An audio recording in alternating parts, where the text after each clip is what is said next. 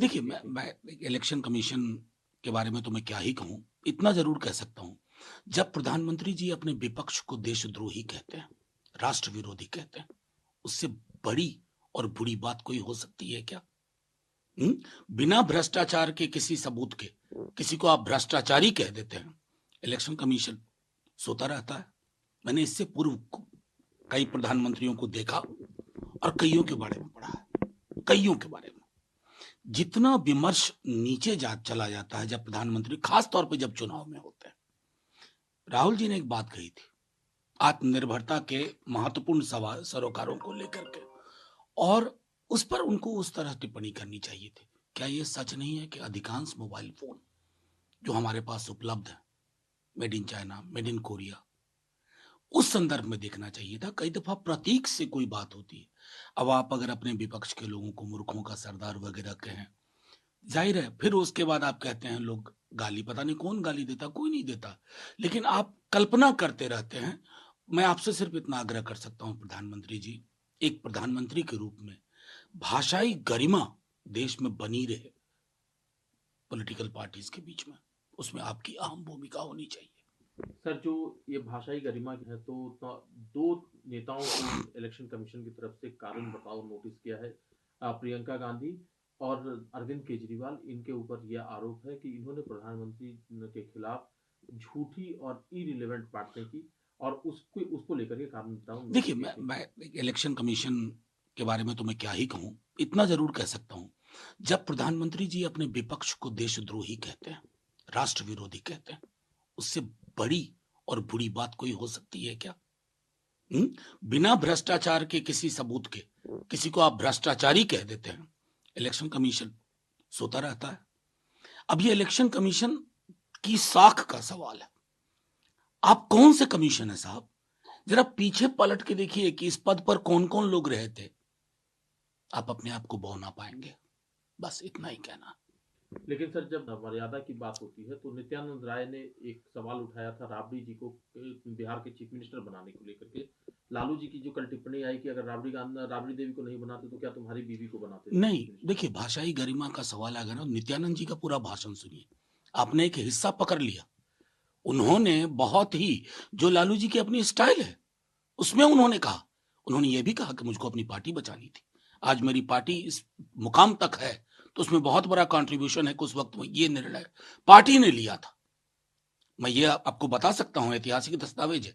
ये पार्टी का निर्णय था कि राबड़ी जी को कमान सौंपी जाए, वो मुख्यमंत्री बने। और मैं तो कल भाषण सुन रहा था नित्यानंद राय जी का। इन सब भाषणों से कुछ हासिल होने वाला है नहीं, फिर भी मेरी शुभकामनाएं। सर एक और सवाल जो उठा है कांग्रेस के अध्यक्ष मल्लिकार्जुन खड़गे का ये कहना है कि कई पार्टियां हैं जो जो छोटी छोटी चोरी करते हैं, लेकिन भारतीय जनता पार्टी तो सीधे डकैती करती है और गवर्नमेंट को गिराने के लिए किसी भी जगह पर सत्ता को हथियाने के लिए। तो ये गलत तो नहीं कहा ना, पूरा प्रमाण है ना। जहां आपका एक विधायक, वहां भी सरकार बना लेते हैं। जीतने के बाद आप सरकार बनाते हैं, लेकिन हारने के बाद आप पहली पार्टी है जिसने सरकार बनाने का रिकॉर्ड काम कर दिया। आप सरकार बनाने वाली वैसी पार्टी हैं कि आपने खुद ही नाम दे दिया ऑपरेशन लोटस। ऑपरेशन लोटस क्या है? वो डकैती का पर्यायवाची, जनमत की डकैती कैसे की जाए उसका दूसरा शब्द है। तो जाहिर है मल्लिकार्जुन खड़गे जी ने उस संदर्भ में कहा था कि आप जनमत चुराते नहीं हो, डकैती करते हो। सर एक का फैसला बल्कि कर्नाटक एग्जामिनेशन अथॉरिटी का फैसला है कि जितने भी रिक्रूटमेंट वाले एग्जाम्स होंगे उसमें हेड कवर को बैन कर दिया गया। हालांकि कुछ प्रोटेस्ट हुआ था इसको लेकर के, लेकिन हेड कवर को पूरी तरह से बैन किया गया है ताकि कोई ब्लूटूथ का इस्तेमाल ना कर पाए।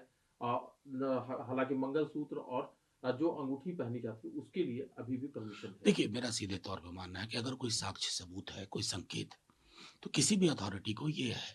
लेकिन मुझे अक्सर ये लगता है कि आप इस आदेश के बगैर भी काम कर सकते हैं। अगर कोई ब्लूटूथ का इस्तेमाल कर सकता है तो आपके लिए बहुत आसान है। इन्विजिलेशन ड्यूटीज पे जो लोग रहते हैं वो कह सकते हैं हेड गियर हटा के दिखा दीजिए। तो अतिरेक के पोजीशन लेने से बचना चाहिए। सर जो चुनाव कैंपेन में उसमें मध्य प्रदेश में खासतौर से राम मंदिर की भी एंट्री हो गई है। योगी आदित्यनाथ जी का ये कहना है कि अगर कांग्रेस की सरकार होती तो ये राम मंदिर का सपना कभी पूरा नहीं हो सकता था। उनका ये कहना है कि ना सिर्फ हमने वो स्ट्रक्चर हटाया बाबरी मस्जिद का, बल्कि वहां पर राम मंदिर का निर्माण भी कराया। ये महापुरुष उत्तर प्रदेश के मुख्यमंत्री है ना, इनकी जुबान से आज तक नौकरी रोजगार नहीं सुना है मैंने, आज तक नहीं सुना। सरकारें मंदिर मस्जिद गिरजा गुरुद्वारे के लिए नहीं बनाई जाती हैं, सरकारें बनाई जाती हैं कि थाली की साइज छोटी ना होती जाए, पड़ोस महफूज रहे, हर घर रोजगार सुनिश्चित हो। उस पर इनके इनके पास कोई जवाब ही नहीं है, यही बोल सकते हैं। बल्कि मैं तो एक ही कहूंगा, हे योगी आदित्यनाथ जी, एक बार आराम से बैठिए और देखिए कि आपके राम गांधी वाले राम हैं। अगर गांधी वाले राम हैं तो आपको अपनी कार्यशैली में बदलाव लाना होगा। मनसा वाचा कर्मणा में गांधी वाले राम होने चाहिए। लेकिन सर, इस फहरिस्त में एक ऐसे में जिनका आप लोग आमतौर पर विरोध नहीं करते हैं, नितिन गडकरी, उनका कहना है कि ये बहुत ही गर्व की बात है कि राम मंदिर बन रहा है। उनका ये भी कहना है कि मैं खुद राम मंदिर आंदोलन में शामिल रहा और जेल भी गया। उससे क्या फर्क पड़ता है? नितिन गडकरी जी का किस काम के लिए हम लोग कहते हैं? हाईवेज के लिए ना। वो नितिन गडकरी जी पूरा पैकेज थोड़े ही हैं कि पूरे पैकेज पे ही दस्तखत कर दिया। अपने कार्य के लिए जब कोई सांसद जाता है तो बहुत गंभीरता पूर्वक सुनते हैं, उसके इलाके की चीजों को दूर करने की कोशिश करते हैं। लेकिन इनके बीच में तो आपस में कंपटीशन है। मैं तो अभी भी कहूंगा कि 22 जनवरी को जब राम की प्राण प्रतिष्ठा करें, अपने अंदर ढूंढें कि राम का कोई अंश है भी या नहीं। ये नहीं होना चाहिए कि मुंह में राम और बगल में डैश डैश। सर, एक और मुख्यमंत्री का बयान जोड़ देते हैं। उनका ये कहना है कि प्रधानमंत्री नरेंद्र मोदी, वो कल चूंकि छत्तीसगढ़ में इलेक्शन कैंपेन में थे, उनका ये कहना है कि प्रधानमंत्री नरेंद्र मोदी न सिर्फ भारत के लीडर हैं, बल्कि वो दुनिया के भी मोस्ट पॉपुलर लीडर हैं। ये कौन कह रहा और है? ये हिमंता विश्वा शर्मा। अब हेमंतो जी की दुनिया, वो उसको एक कहते हैं ना वैश्विक दृष्टिकोण, वैश्विक दृष्टिकोण संकुचित होने पे ना आदमी बड़े बड़े आकार में चीजों को देख लेता है जिनके आकार बहुत छोटे होते हैं। अब उनका कंपटीशन चल रहा है योगी आदित्यनाथ जी से, ये तो हम भी समझ रहे हैं। बहुत सारे किरदार हैं और जब किरदारों के बीच में आपसी ये कॉन्फ्लिक्ट होता है ना, तो किरदार किसी और को सरदार बनाने लगता है।